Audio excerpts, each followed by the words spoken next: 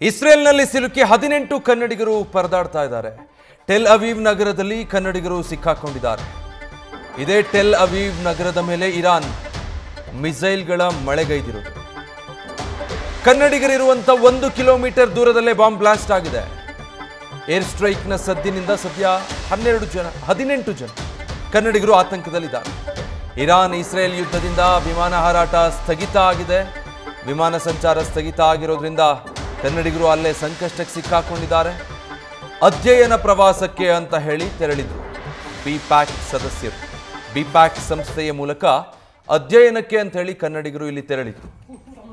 ಆದರೆ ಈಗ ಅಲ್ಲಿ ಯುದ್ಧದ ಪರಿಸ್ಥಿತಿ ನಿರ್ಮಾಣ ಆಗಿದೆ. ಸದ್ಯ ವಿಮಾನಗಳ ಹಾರಾಟಕ್ಕೆ ಅವಕಾಶ ಇಲ್ಲ. ಹೀಗಾಗಿ ಅಲ್ಲೇ ಸಿಲುಕೊಂಡಿದ್ದಾರೆ.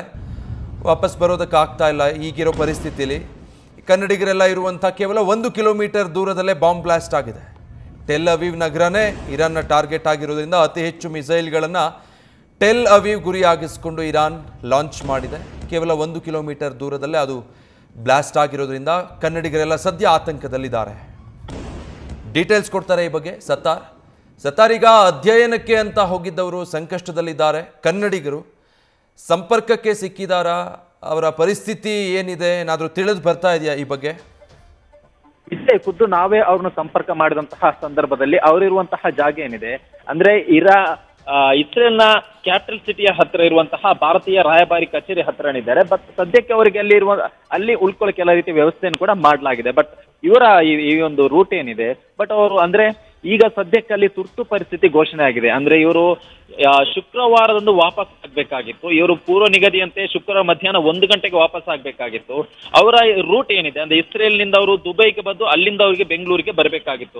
ಇವರು ಇಸ್ರೇಲ್ ರಾಜಧಾನಿ ಟೆಲ್ ಅವನ್ಗೆ ಬರುವಷ್ಟರಲ್ಲಿ ಇಸ್ರೇಲ್ ಮತ್ತು ಇರಾನ್ ನಡುವೆ ಯುದ್ಧ ಘೋಷಣೆ ಆಗುತ್ತೆ. ಈ ಒಂದು ಸಂದರ್ಭದಲ್ಲಿ ತುರ್ತು ಪರಿಸ್ಥಿತಿ ಘೋಷಣೆ ಆದಂತಹ ಹಿನ್ನೆಲೆಯಲ್ಲಿ ಮೊದಲಿಗೆ ಏರ್ ಸ್ಪೇಸ್ ಅನ್ನು ಕಂಪ್ಲೀಟ್ ಆಗಿ ಬಂದ್ ಮಾಡಲಾಗಿದೆ. ತದನಂತರದಲ್ಲಿ ವಿಮಾನ ಹಾರಾಟಕ್ಕೆ ನಿಷೇಧ ಇರಿದಂತಹ ಸಂದರ್ಭದಲ್ಲಿ ಸದ್ಯಕ್ಕೆ ಅವರು ಇರಾನ್ನ ರಾಜಧಾನಿಯಾಗಿರುವಂತಹ ಟೆಲ್ ಅವೀವ್ ನಲ್ಲಿದ್ದಾರೆ. ಅಲ್ಲಿ ಪಕ್ಕದಲ್ಲೇ ಭಾರತೀಯ ರಾಯಭಾರಿ ಕಚೇರಿ ಕೂಡ ಇದೆ.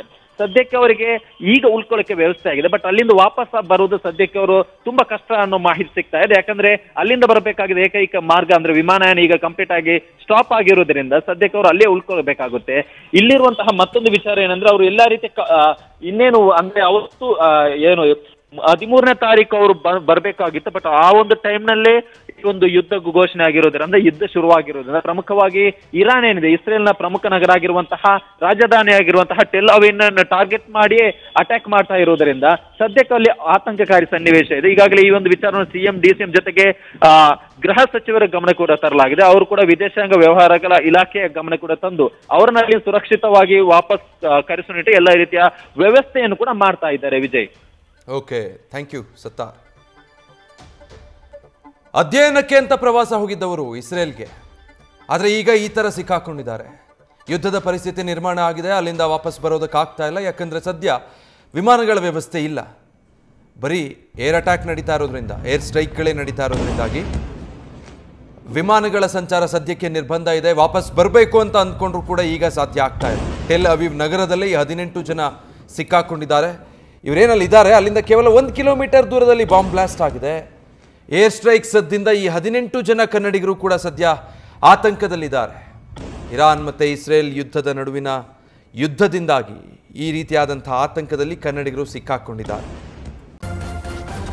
ನ್ಯೂಸ್ ಫಸ್ಟ್ ನಿರ್ಭೀತಿಯಿಂದ ನಿಮ್ಮ ಪರವಾಗಿ.